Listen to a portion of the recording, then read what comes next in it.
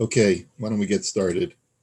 So, we were learning yesterday that the head of the household, the male head of the household, according to halacha, is many times entitled to the hefker items that are acquired by the other members of the family. Let me just share the screen. And the reason that we learned it is it's a form of reciprocation in the sense that the head of the household is feeding or providing for his family. So, as a reciprocation, the rabbis instituted that his children have to, whatever they acquire from Hefker, they are obligated to surrender back to him. And the same thing is true with a wife. And that's where we sort of left it off yesterday. V'chein mitzias ishto u'maise yadeha. So this halacha says, and this, by the way, is really more of an Even HaEzer question, having to do with relationships between husbands and wives. It also is a Yoredeya question in that it deals in Hilchos Tzedakah, which we had touched upon at some point a long time ago, where we talked about, is it permitted for a person collecting tzedakah to accept a gift from the wife? Does she have control over the family assets or not? And we said that when it comes to small gifts, you're allowed to assume that she has permission from her husband to give out small amounts of cash. But with large amounts, the Shulchan Aruch seems to say, and the Poskim, that a shliach mitzvah should withdraw from accepting a gift from a wife unless he knows for sure that the husband has authorized this kind of gift. So in this halacha, we see that whatever she acquires from Hefker, if she finds a lost object and so forth, she has to surrender to her husband. And also, umaase yadeha, in any work product, she also has to surrender over to her husband. And this is a much longer conversation as to when this applies, when this doesn't apply. But it seems like the conventions have changed since this halacha was written. I just want to show you from the Imrei Yaakov that he acknowledges that many times the conventions have changed. And of course, there have been court cases in Beis Din when a couple gets divorced, as far as how to divide the assets and so forth, that a lot of times, even though in many situations the husband is the main breadwinner, but now it's become more and more prevalent that the woman is the main breadwinner, especially in certain kinds of family situations. And so therefore it's not as much of a given anymore that the husband has unilateral control over the family assets, over the income. So let's take a look at this paragraph of Imrei Yaakov. We just saw that there are two.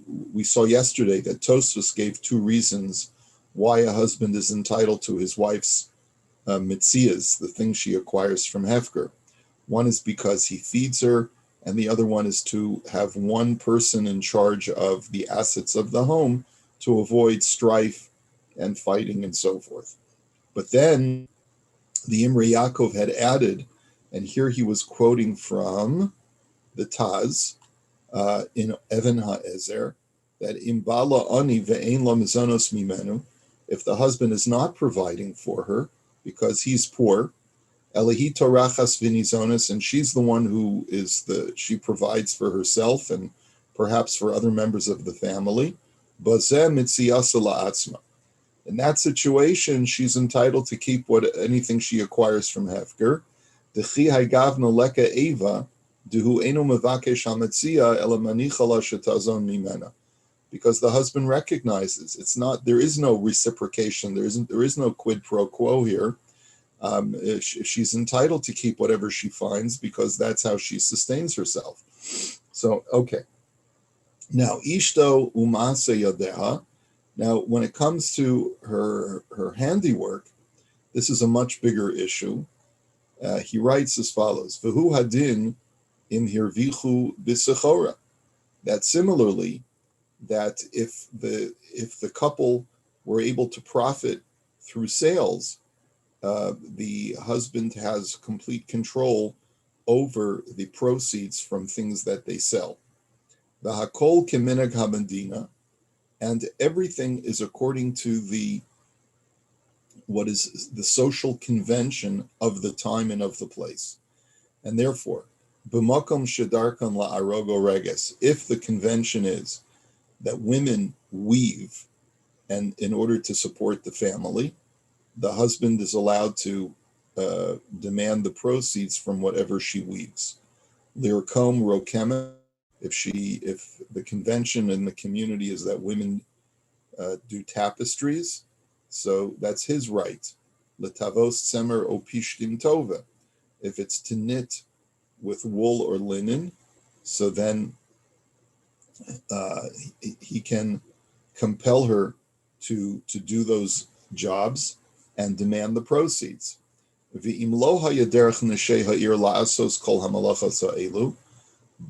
if it's not the convention, there's no expectation in this particular community, the social structure, that women are supposed to do certain kinds of labor, Eino kofa elo letavos hatzemer bilvad. A husband does not have a right to coerce his wife or to demand of his wife that she do any form of type of manual labor. The only thing he is allowed to demand, even when women are women of leisure in the society, is that he can demand of her that she take care of the sewing of woolen items and to spin wool, is what he says. Now, the reason for that, the Mishnah says that that it's not mentally healthy for a woman or any human being to be idle and to not do anything. So if a woman is at home and she doesn't have what to do, the husband can actually say to her, Al pi halacha, according to halacha, you are obligated to do some kind of menial labor. And if all of the menial labor is taken care of through the servants of the house, he can say to her, well, I want you to learn how to sew because I want you to make stuff. And he does it because we're dealing in a time before television, before internet, before all of this stuff. And if a woman would not be productive, it would contribute to a deterioration of her mental health, or it might cause her to do things that are inappropriate. And therefore, every person, the idea being is that every person has to be occupied with some level of productivity over the course of the day. So if she's not going to, if she's not needed, and it's not the social convention for her to be doing certain labor, the husband can nonetheless require her to involve herself in some manual labor, which the Mishnah describes as sewing. Now, that's on one end of the spectrum. The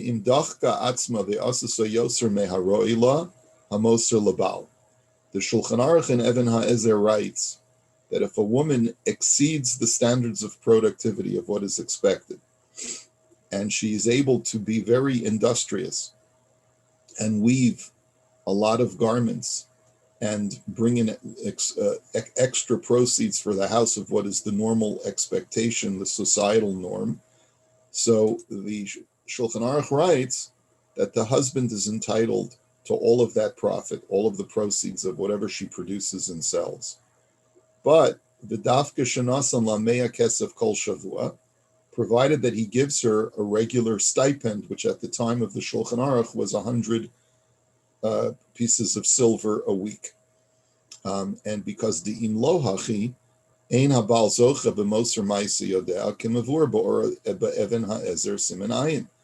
Because if the husband is not providing her with this very large amount of cash, he has no right to demand the excesses of her handiwork. V'yechola isha lomar, eini noteles mea kesef, ve'eini nosenes amosar. And furthermore, even if the husband is willing to give her a large stipend every week, she has a right to say, thank you, husband. I would rather live off of my own productivity. I'm not interested in any of your stipend. And she has a right to refuse the stipend and to keep all of the things that she produces and sells for herself. Aval haba'a lo yachol lomar kach. But a husband does not have a right to make that demand. The husband does not have the right to demand of his wife that I'm not going to give you the weekly stipend and I want you to work. It's only if she says it. So this is all based on the medieval psak of the Shulchan Aruch, based on conventions that were going on in the 16th century. Now, the Imrei Yaakov continues and he says, V'hinei yeshnam rishonim de lo sfira luhu k'achras ha-Shulchan Aruch. Before we move forward in history, there are medievalists who do not agree with the psak of the Shulchan Aruch. Elasvir luhu de'imdach ka'atzma va'asasa yoser meharoila zachsa ba'atzma.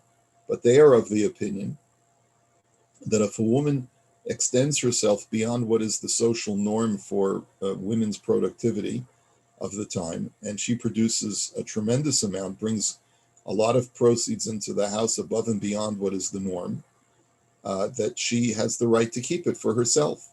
Not like the Shulchan Aruch says that she has to surrender it to the husband in exchange for a stipend, in exchange for her allowance. Because of Habach, the Chein Minak Shalanu Shein Motzin Miyada. And the Bach writes that is the convention according to him. He's writing his commentary shortly after the Shulchan Aruch.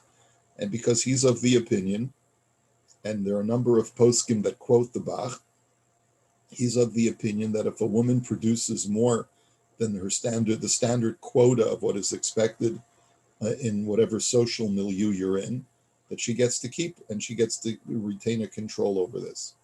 Now, b'tshuvas Maharit Choshen Mishpat Siman Samach Zayin, nistapek be'elu hanashim hanichnasos beveit hasarim.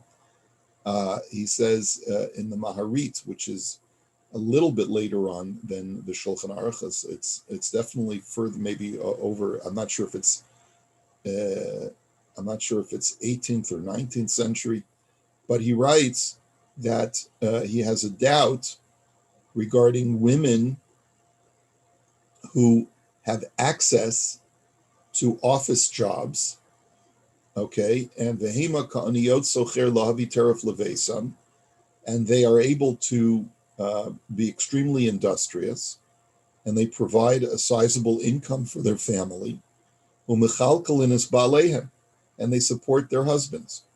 So this was a question that is not just a 20th century question. It was a question that was prevalent in earlier days as well.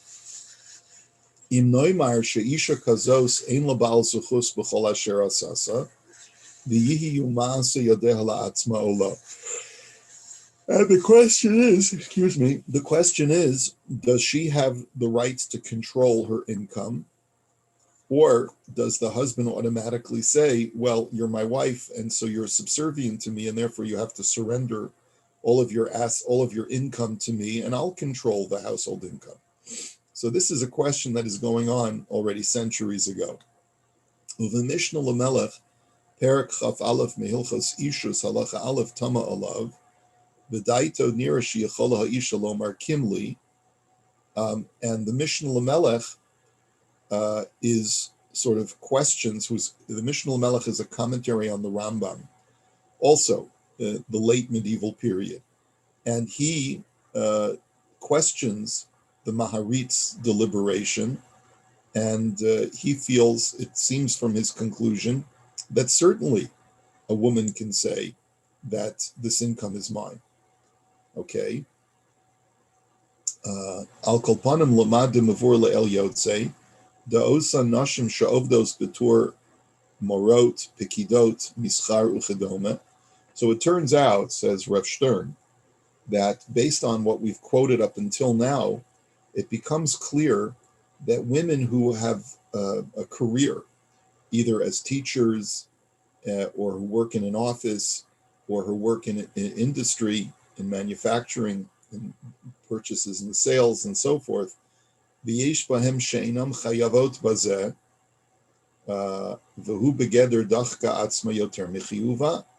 And certainly in many, or if not most of these aforementioned occupations, this is considered to be a woman going above and beyond what is the normal standard of what women are expected to produce for the household.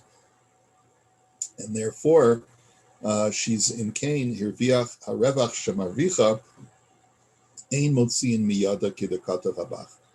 It seems like we go like the Bach, who says that a woman is allowed to keep everything that she produces, afilu im baila mefarnasa, even when the husband is providing the primary income.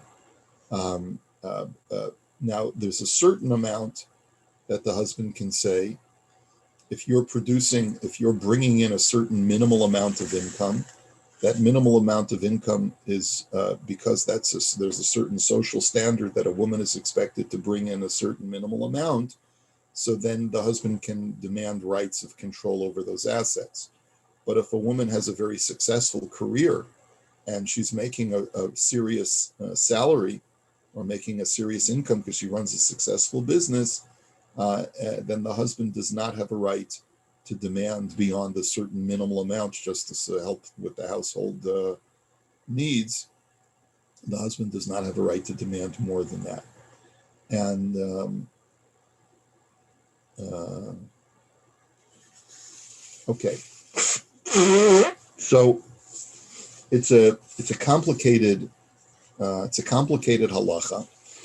If this were ever to come up to a beis din, as far as who has the controlling share of a woman's income, in most instances, it seems like from what Rav Stern says, that the beis din would paskin that the woman has the independent right to control the assets that she brings into the household.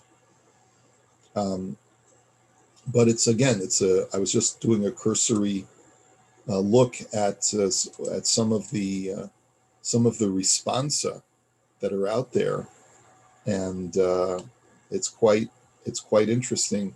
Let me just show you one of the tshuvas that we have over here. The Shevet Halevi, who is Rav Vosner, who was a preeminent posek in the 20th century, has the following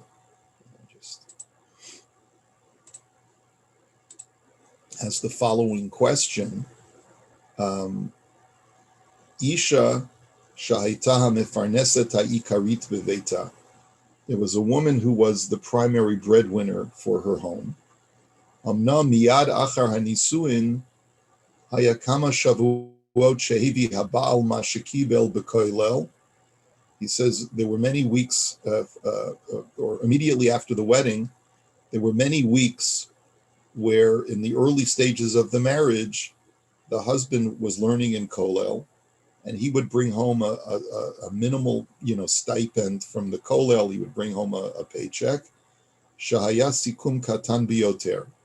It was a very small amount. Ve'ein bo k'dei lichot lebeid nefashot ela. Certainly not enough to support two people in an apartment.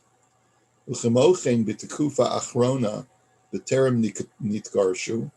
And later on in the marriage, shortly before they divorced, haya tekufa kitzara shehevi ktsat mod lefarnasat habayit. The husband was able to bring in a small income as well. But abol b'chol tekufa haytahi hamifarnesat ha'ikarit.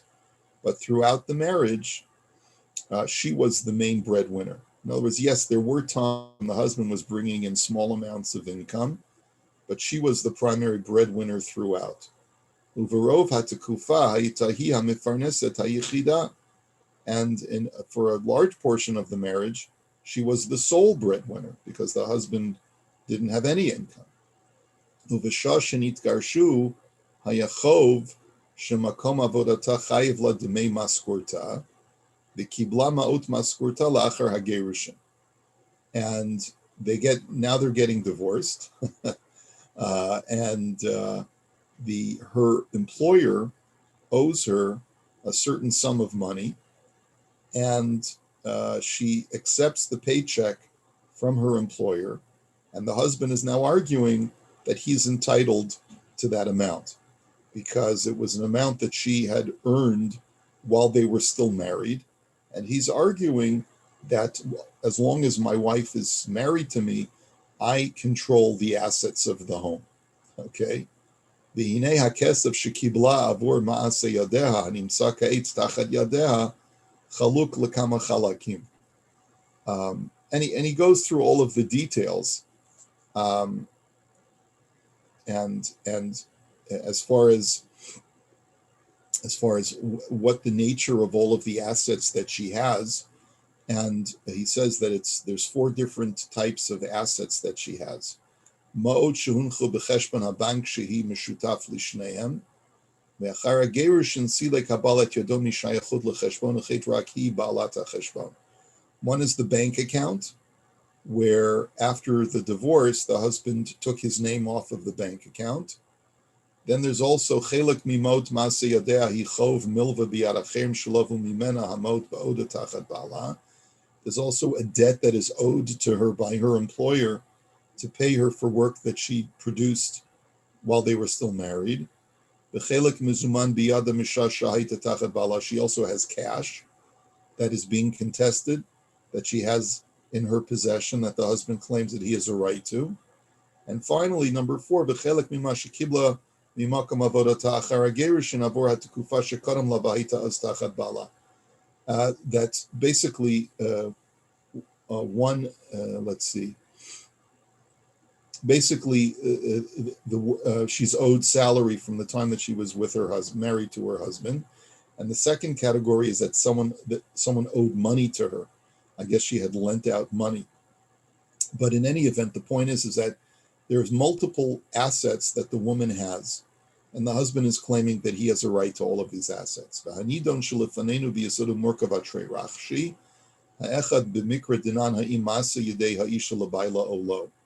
The first question that we have to ask is, does a woman's handiwork belong to the husband?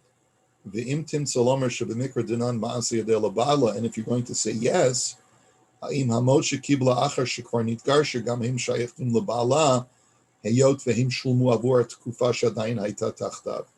next question is, if she receives money after the divorce, but it was a result of work that she had produced while they were still married, does the husband have rights to that?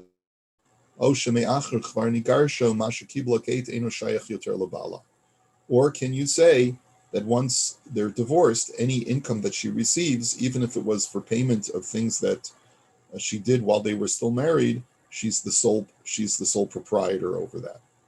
And he goes through, it's basically a 3-part responsum, but his conclusion is that he works on, in part 3, he works on the issue. Let me just see, it's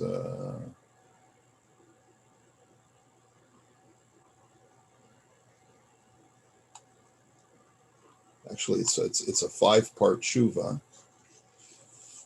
But the bottom line is that today's convention really does allow a woman to keep the money that she makes when she works herself.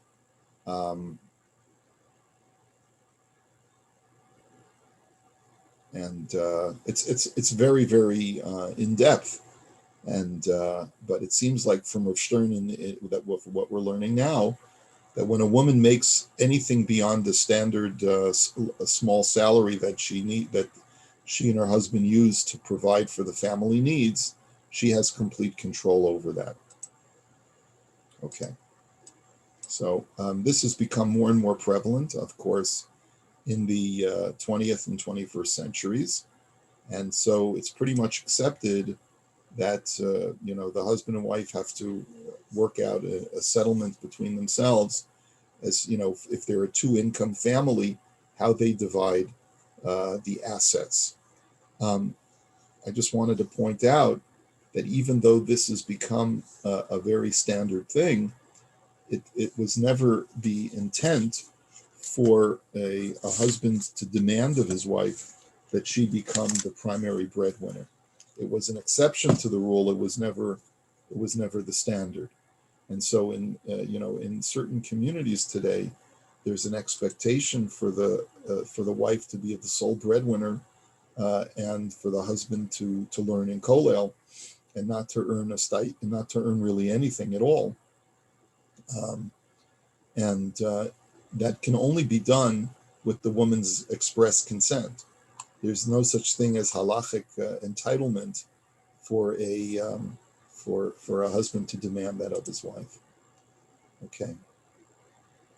Let's see. Okay. So the next halacha is lamed zayin umaase yadeha, that that the husband is entitled to her handiwork, and we had also seen that if anything she acquires from hefker, she has to surrender to her husband. V'im nasan la echad matana al menat she'ein la ba'ala reshut ba. Now, what happens if someone presents her with a gift, and he says to her, "This is your gift, but I don't want your husband to have any control over it." Let's say her mother says to her, "Here, I'm giving you some cash, darling, but I want you to buy something with it for yourself. That I don't want that no goodnik of a husband that you have to have anything to do with this money or this gift that I'm giving you." Mikol makam kana habal, but the husband still acquires it. In other words, technically, any proceeds that a woman brings into a family, the fallback position is that the husband has a controlling portion, a controlling stake in those assets.